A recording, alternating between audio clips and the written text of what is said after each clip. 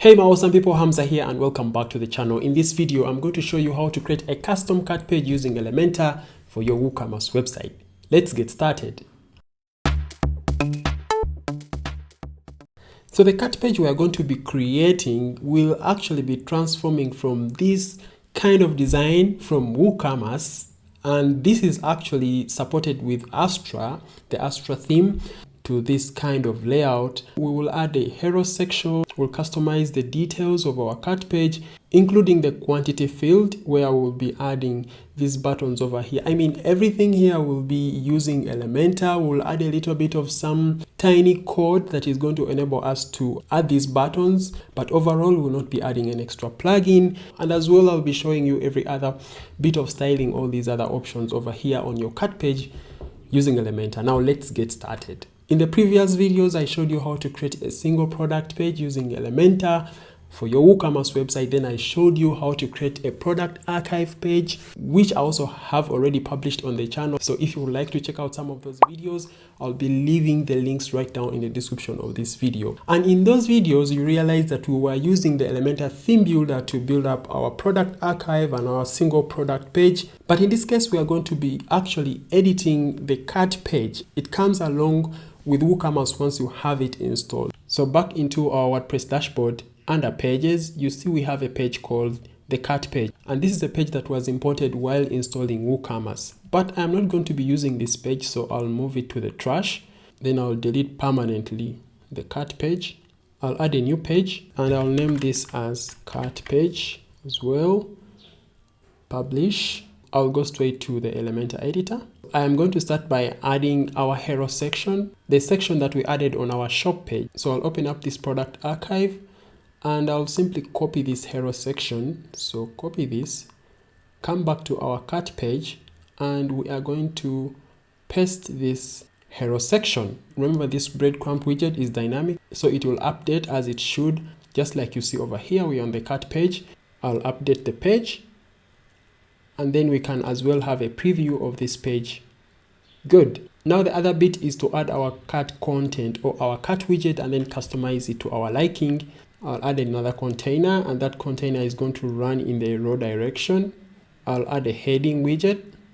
So heading widget. I'll name this as cart summary. But still inside this container, I want to add another container. So I'll drag another container, and I'll now drag my heading widget into this first container, something like this. And I'm going to now select my main container. I'll come to the advanced options, unlink the padding values, and I'll add a 40 at the top and an 80 at the bottom. Now I'm going to add my cart widget, which comes from Elementor. So this over here, cart widget, drag it into my second container, just like you see over here in the navigator inside the second container.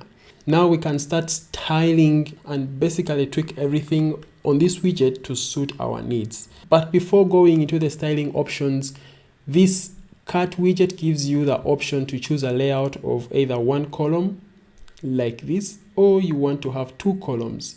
So in our case, I use two columns, and you can choose to stick the right column. This over here, like if you are scrolling, you can stick this right column so that it is visible. I'm imagining that if your client or website visitor added like 20 products, you would want them to see the cart subtotals and all those details. That's why they actually added the option to stick the right column. And then we have the order summary, which is this section over here. Coupon section, which is over here. You can as well deactivate that so that it is invisible on the page, but I want to keep it active. You can make changes to this text here, and as well you can allocate dynamic fields to this section, just like here on the order summary. Under the totals option, you can update the totals, for example the section title, and as well the checkout button over right here. So for example, if I make changes to my checkout button text, so in this case I say checkout now, that should be able to reflect here. Okay, for the interest of time, I'm going to speed up this video so that I can style up these options over here using my already created styles. For example, I'll start with a background color, so I'm going to switch this to a pure white. Now let's go to the link colors. We can update the link colors to the way we want. So in this case, I'm going to change this to the link color on normal to secondary. On hover for the links, I'll leave everything here just as it is. Now let's go to the forms option. Titles and totals, that is going to be black. Typography is going to be our body text. Divider, weight is going to be 1, but for the color, it's going to be our custom transparent color, which is a transparent version of our secondary color. Now let's go and style up our checkout buttons. Typography is going to be our body text. So typography, body text, and then text color is going to be white. And the background type is going to be our secondary color. Let's look into the hover settings. So on hover, it's going to actually change the text color to black. And then we're going to change the background color. So background type, accent. So then we have something like this. I'm also seeing like, a yellowish border. How do I get rid of the border? I'm going to come over here to the normal option. The border type, I can say solid. And for the color, I can just simply make this to be total transparent. So that is a trick I always use to get rid of borders that are actually none, but when they are showing a style on the actual buttons or widgets. So update. So far so good, it looks a bit convincing and it's gaining shape. But one thing is pending. When you look at this quantity field, it doesn't even motivate your website visitor to add more items of this item or to add more quantity of a certain item. So how can we make this a little bit more interesting for your website visitor? As you can see here on our ready-made site, we added this kind of, buttons where someone can just simply add, or they can even subtract items, and they simply just say update cart, and that will get our cart totals updated, just like you see over here. So to add these quantity button fields, you are actually going to supposed to add a custom function to your theme, and then later we style them up using Elementor. And first of all, we are going to add a child theme to our website, and then it is in that child theme where we'll add this custom function, and then later we style up that function using Elementor. So I'll come back here to my themes, and under theme I am going to say add a new theme. And since we are using the Astra theme, there is already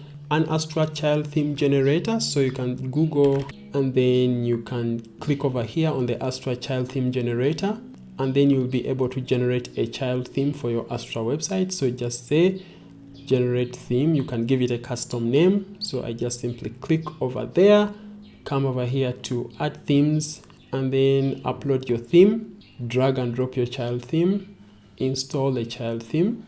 Great, now we have a child theme or an Astra child theme where we can add custom functions and features for our theme without having the worry that once we update our Astra theme, we will lose these features. So for some reason, if you're using the Elementor Cloud, they actually disabled the theme editor. So what I did is to add another plugin called WP Theme Editor, so which now gives me the option to actually edit my theme because I want to add a custom function to my child theme. But in this case, I want to edit the functions.php file, so not the CSS file. And over right here, I'm going to come and add my function, copy and paste my function. And this function is basically going to add the plus and minus buttons on my cart page. And I actually want to give some credit to the author of this code snippet, Business Bloma, and here is where he shared the code snippet. I'll be leaving a link to this page over here in the description of this video. So once you are done adding your custom function, if you are using the Elementor Cloud and you added this extra plugin, you don't need it now anymore. So I'll just come back here to my plugins and I will deactivate the theme editor plugin. I will delete. So in the case whereby you are not using the Elementor Cloud and you're using another host, by default, you will see the theme editor option right here under appearance, and there you'll be able to go select your theme and then go to the functions.php file and then add your code snippet. Great. Now back into our Elementor editor, we are going to select our widget and we're going to come over here to the advanced option, come down here to the CSS feature, and we are going now to target our buttons that we just added. But before we do that, let me first reload this page so you can have a preview of what we are trying to do. So these are our buttons. So what I'm going to do now is obviously come back here, select the widget, come to our CSS option. So I'll drop my CSS over here, and what this CSS is doing is basically to customize the border radius and the padding for the class of the plus button and the class of the minus button. So this is the plus button and this is the minus button. So if I change this from a 10 to a 30, you see that the button is actually growing bigger. And this value over here is applying to the top and bottom, and this value over here is applying to the left and right. The border radius is basically the rounded borders over here on the button. So what I'm going to do is now update. And now let's go and have a preview. And there is our product, the product name, the price, the quantity. We can add more items and then update our cart. And there we will actually get our cart totals updated as well. If I go to my shop page and add more items, so for example, I want to add this seat, add to cart.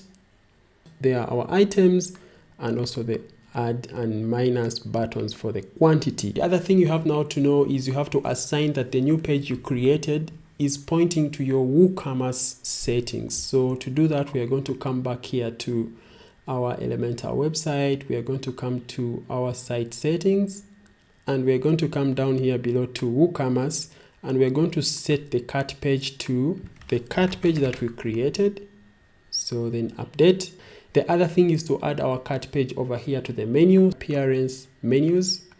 Select the menu. After the shop page, that's where it's going. I'll go to the home page, which is by the way empty. I don't have anything there. We are basically concentrating on building our WooCommerce section. So here is our cart page. When now I click on the cart page link, there it brings us straight to the cart page option right over here. We will have to look into the responsive settings of our cart page. So I will exit this. Now back over here, we are going to go to responsive mode, and then we set up how our cart is going to look like over right here. In a nutshell, now I've customized how our sections and our fields and our cart totals are now update. And one other last thing we are going to add is adding the cart widget in our header. So they'll have this cart widget showing up over here in the navigation. Once they click on that cart widget, it shows up something like this. So how do we do that? We'll open up and edit our header. Once this opens up, we're going to drag our menu cart widget, which is coming from Elementor. So I'll drag it into my header.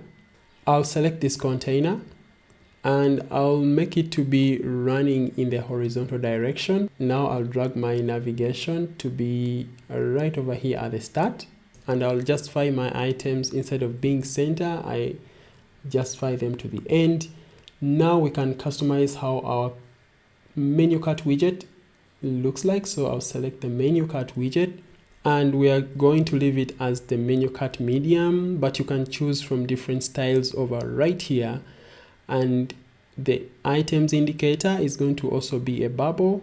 Now coming over here to the cart option, this is where you actually have to concentrate. So in here, we're going to choose a side cart, so that when someone clicks over here, we show up a side cart, and it is only on click, not on hover. And we are going to actually use also buttons and all that stuff. So I'll leave everything over here on the default settings. Now let's go to the style. So the text color here on normal is going to be black, which is our main, and then the icon color is going to be our secondary color, and then the items indicator, so the text is going to be in white color, so white, and then the background is going to be our accent color, just like you see over there. Menu cart would look like on the mobile device and tablet. So looking at the tablet, looks good. We can now update. Now let's go and have a look at our cart page that we are building. So I will go to the live page. Now we should be having a menu cart widget. Now when I click over here, we have this show up over here but we have a background, so which I don't want to have in this case. It's actually not there. It is because this section is kind of overlapping on the menu cart widget. Entire header container, come to advanced, our Z index, instead of it being 0, I'll make it a 20. Let me update this and let me go to our cart page after the update. So I'll reload this. I'll come here and great. Now it is overlapping the first hero section and everything looks nice and neat. So you can add as many products over here and they will all be listed right over there, and you can actually go straight and view your cart from here by clicking on the view cart button, and you'll be redirected straight to your cart page. Anyway, that's it all for now. I hope you enjoyed this tutorial, watching on how you can create your cart page, then later on adding a small function to tweak things up, and as well how to add your menu cart widget and styling it up. In case you have any questions or comments, let me know down in the comment box of this video. Otherwise, I had so much fun creating this video and I hope you'll find much value in it. In the next video, we'll be creating the checkout page. So when I go straight to the checkout page, I'll show you how to add this hero section and how to customize every bit of the information in the checkout page over right here. Otherwise, thank you so much for watching. Have a good time and goodbye.